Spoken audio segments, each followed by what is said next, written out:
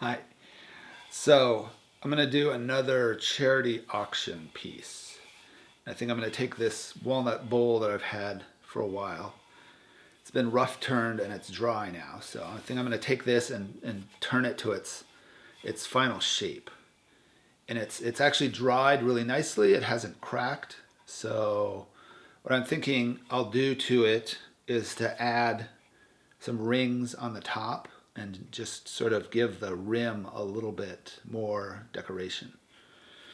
Now, what this is for, or what it'll be for, is a auction to raise money for a camp for children who stutter here in Portland.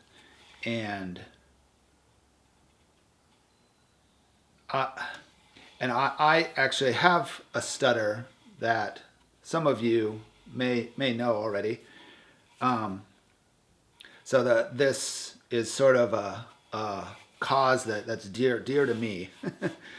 um, and in thinking about it, I think one of the reasons that I do this YouTube thing is that I can work in the shop and I can talk into the camera or the microphone just fine. And that allows me to communicate with the world. Whereas sort of being out with people, I don't talk so well. So it's sort of my way to kind of get out there. So I can reattach the faceplate that I'm pretty sure I used when I turned the hunk of walnut into the rough bowl shape. The wobble in this now is all from the wood changing shape as it dried. At this point, I just want to get the piece round again. I can take off the high spots on the outside, then clean up the inside. So I'll leave it as thick as I can, but make it round. Then I can take it off and sand the rim. So the rim I got really close on the lathe, but I'm going to want to glue a ring to the top, so I need it to be perfectly flat. Now I can start working on the rings. And I think what I want to do is walnut and a little bit of paducah. So it'll be similar walnut to the bottom part of the bowl with some red paducah accents. And I wanted the strips for the rings to be all the same thickness. This will make each ring be the same thickness all the way around. Now, something I wanted to try that would be new would be to angle the blade on the table saw as I cut the segments for the rings. So this will mean the joints between each of the segments will have an angle to them.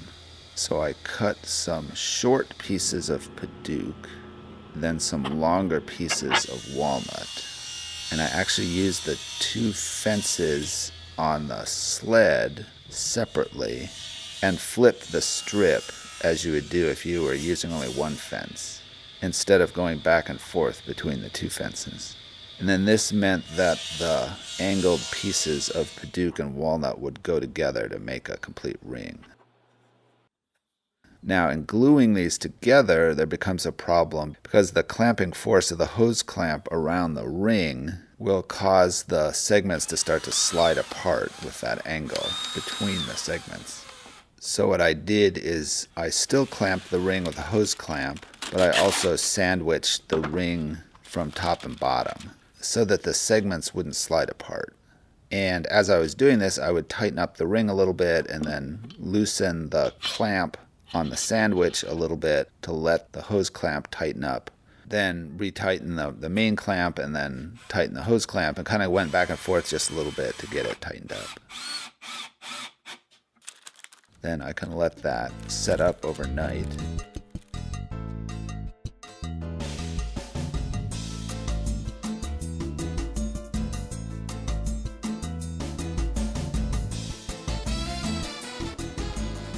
And I can sand the two rings that I made to get them nice and flat.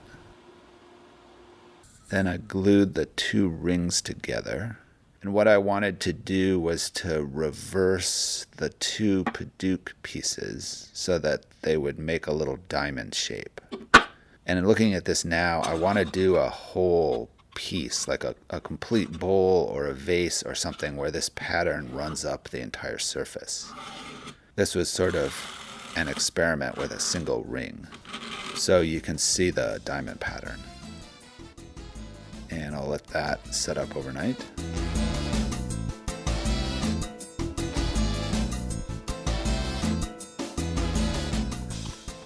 Now this ring gets glued to the bottom of the bowl that I was working on earlier.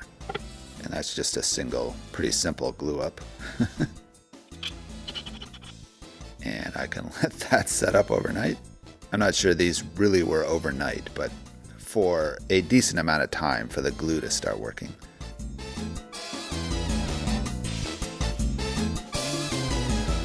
Now this can be turned into the final form.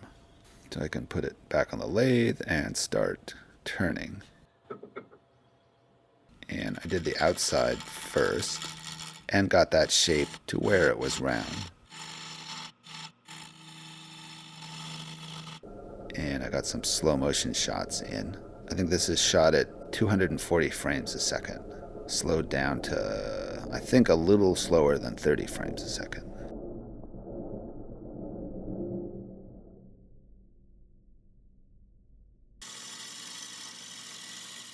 Then I can work on the rim and then start working on the inside. And I didn't get the walls of the form quite as thin as I really wanted to, but it was starting to vibrate and it was getting a little tricky, so I pulled back a little bit on the thickness.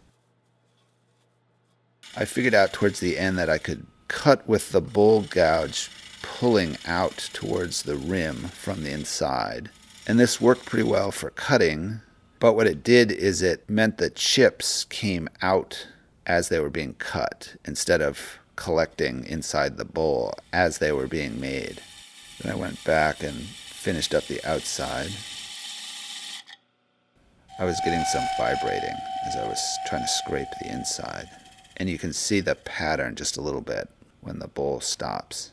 But I got it pretty close.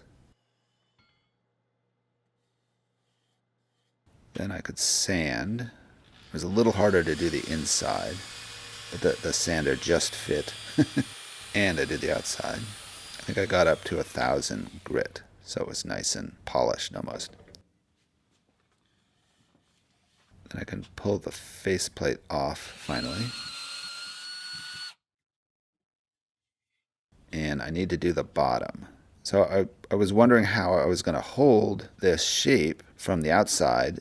Then I figured out I could hold it from the inside, and that worked a lot better. So I tested that first off the lathe, and that seemed to work. And it was actually pretty easy doing the bottom once it was set up. Just a matter of finding the form that I wanted. And I carved out the inside of the bottom just a little bit. And I gave that hole that I made an edge so that I could hold the bowl in the lathe while I did the finish. And it would give that hole a little more definition. Now in sanding the bottom, I've found as I work through the different sanding grits, I sand a little bit higher up on the bowl with each grit. So I'm sort of feathering the new grit into the bowl. And in doing this, you don't miss any sanding grits anywhere. So you don't end up trying to get scratches left from a 200 grit sandpaper with the 320 grit sandpaper, which is really hard to do. So it worked out. And I could take it off.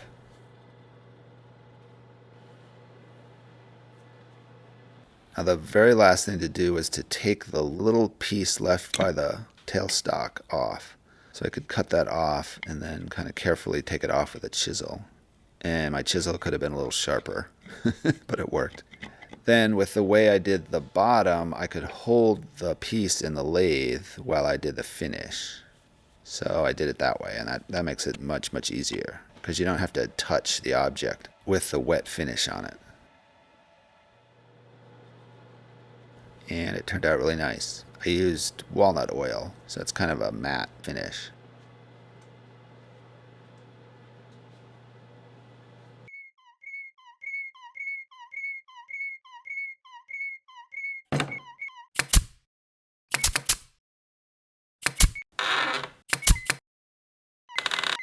Thanks for watching.